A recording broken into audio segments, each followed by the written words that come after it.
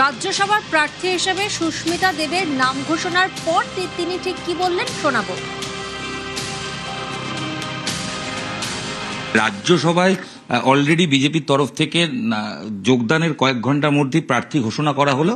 রাজ্যসভায় ফের প্রার্থী হচ্ছেন আপনি, এবার বিজেপির হয়ে প্রার্থী হচ্ছেন। আপনার প্রথম প্রতিক্রিয়া? আমি ধন্যবাদ জানাবো দেশের প্রধানমন্ত্রীকে এবং ভারতীয় জনতা পার্টির ন্যাশনাল প্রেসিডেন্ট নীতিন নবীনজিকে, এবং বিশেষ বিশেষ ধন্যবাদ পশ্চিমবঙ্গের শ্রদ্ধেয় মুখ্যমন্ত্রী শুভেন্দুদা, শ্রমিকদা যিনি আজকে জয়েন করেছেন, অ্যান্ড অফকোর্স আমার নিজের রাজ্যর মুখ্যমন্ত্রী ডক্টর হেমন্ত বিশ্ব শর্মা। আমি মনে করি এটা আমার সৌভাগ্য যে আবার আমি বেঙ্গল থেকে for the third time technical interest নিয়ে আমি কাজ করব, আসামের ইন্টারেস্ট নিয়ে আমি কাজ করব।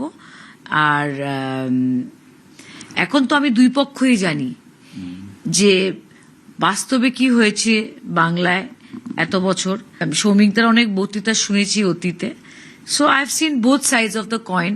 সো আমার মনে হয় যে আমার এইবারের এই স্টিন্টটা হয়তো আগের থেকে আরো ভালো হবে। আপনার প্রাক্তন দল তৃণমূল কটাক্ষ করছেন। তৃণমূলের আমার কলিগদের যাদের সঙ্গে আমি বিগত দিনে কাজ করেছি, আমি এটাই বলবো যে বিজেপিকে তৃণমূল বেঙ্গলে হারাতে পারবে না, কিন্তু একটা জায়গা রয়েছে অপোজিশনে। এটা ওদের সৌভাগ্য না দুর্ভাগ্য আমি বলতে পারবো না, কারণ তিনটে দলই ইন্ডিয়া অ্যালায়েন্সে আছে। ভারতীয় জাতীয় কংগ্রেস আছে, লেফট আছে, আর তৃণমূল কংগ্রেস আছে।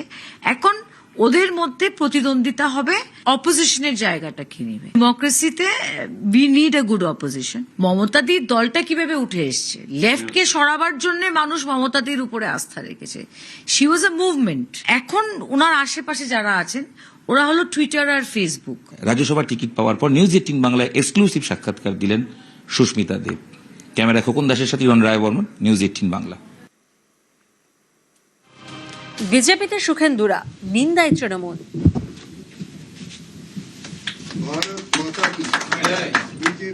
এই যে প্রথমে তৃণমূলের বিরুদ্ধে বলা, তারপরে তো যোগদান করার ছিল, এটা যোগদান মেলা হলো। সুখেন্দু তো অমিত শাহকে গিয়ে ওর বাবার লেখার চিঠি দিয়ে এসছে। এদের কোনো নীতি নেই। সুখেন্দু 17 বছর বিনা পরিশ্রমে বিনা নির্বাচন জিতে রাজ্যসভার সদস্য ছিলেন।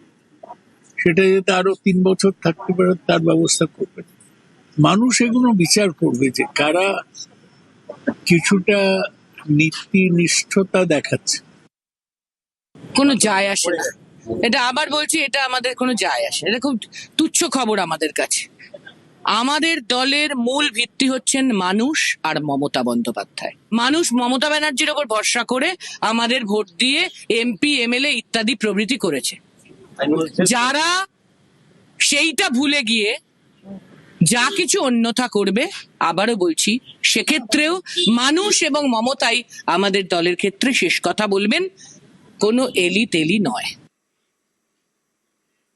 ভিন্ন মত হলেও সম্পর্ক থাকবে, 3 প্রাক্তন সাংসদ নিয়ে মন্তব্য ঋতব্রত।